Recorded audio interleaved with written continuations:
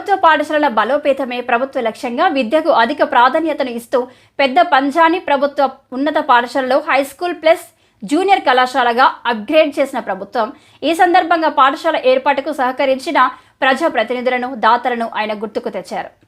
ఉపాధ్యాయులు చొరవ చూపి ప్రభుత్వ పాఠశాలలకు పూర్వ వైభవం తీసుకురావాలని సూచిస్తూ ప్రైవేటుకు ధీటుగా ఫలితాలను సాధించే దిశగా కృషి చేయాలని తెలిపారు.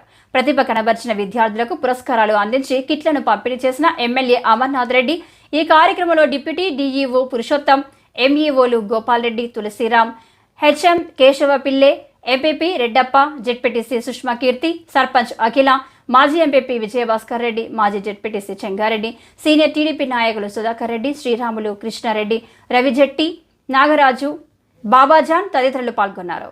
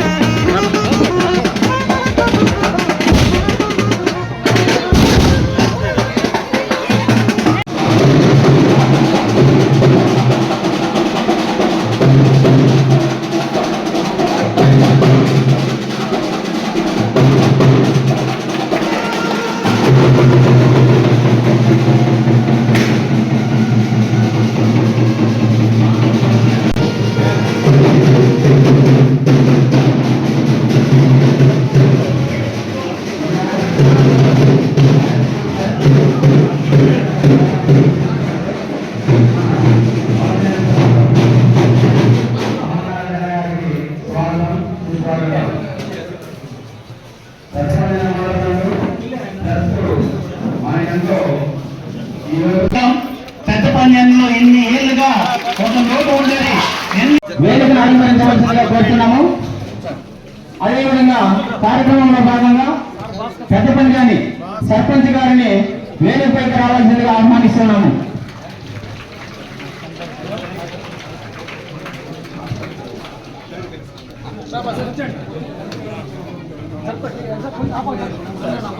ప్రస్తుతం హెడ్ క్వార్టర్ లో మండల పరిధిలో ఎప్పటి నుంచినో మాకు జూనియర్ కళాశాల కావాలని ఈ మండల ప్రజానీకం ప్రభుత్వ పరంగా జూనియర్ కళాశాల కావాలని చెప్పి ఎప్పటి నుంచినో కోరుకుంది. అది ఈనాటికి కోరిక నెరవేరినటువంటి సందర్భాన్ని కూడా ఒకసారి గుర్తు చేస్తూ, అదే విధంగా ఇదే మండల పరిధిలో గత ప్రభుత్వంలో ఒక బలహీన వర్గాలకు బీసీలకు సంబంధించినటువంటి రెసిడెన్షియల్ జూనియర్ కళాశాల గత ప్రభుత్వంలోనే శాంక్షన్ చేశాం. ఆ రోజు అది రాయలపేటలో ఒక ప్రైవేటు బిల్డింగ్ లో గత ప్రభుత్వంలోనే కూడా మనం కొన్ని రోజులు నడిపాం. ప్రభుత్వం మారిన తర్వాత దాన్ని మళ్ళీ శంకర్రాయలపేటకు అక్కడ కూడా బాడికే ఈ రోజు అక్కడ రెసిడెన్షియల్ జూనియర్ కళాశాల నడుపుతా ఉన్నారని చెప్పి సందర్భంగా గుర్తు చేస్తా ఉన్నా. గత ప్రభుత్వంలోనే దాదాపు 17 కోట్ల రూపాయలతో ఇదే పెద్ద పంజాబ్ నుంచి మనకు లింగాపురం మధ్యలో దాదాపు ల్యాండ్ కూడా మనం తీసుకున్నాం, జాగా ఇచ్చాం, 17 రూపాయలు జీవో కూడా ఇచ్చాం.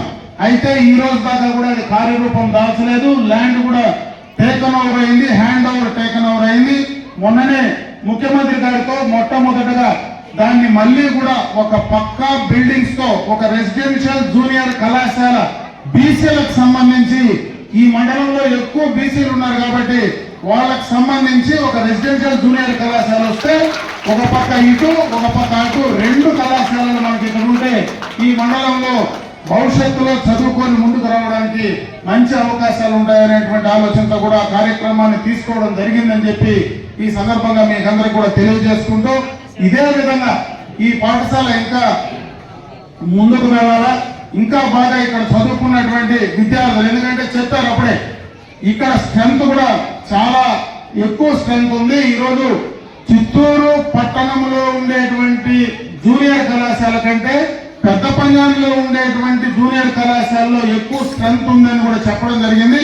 దానికి ఒక ప్రభుత్వ హై స్కూల్లో ఇంతమంది పిల్లలు రావడం అనేది ఈ రోజు ఉన్నటువంటి ప్రైవేట్ కాలేజీలతో కాంపిటీషన్ లో ఒక ప్రభుత్వ పాఠశాల ఇంతమంది రావాలంటే దానికి ప్రధాన కారణం ఇక్కడ ఉన్నటువంటి ఉపాధ్యాయులు అని చెప్పి సందర్భంలో కూడా నేను తెలియజేసుకుంటున్నా.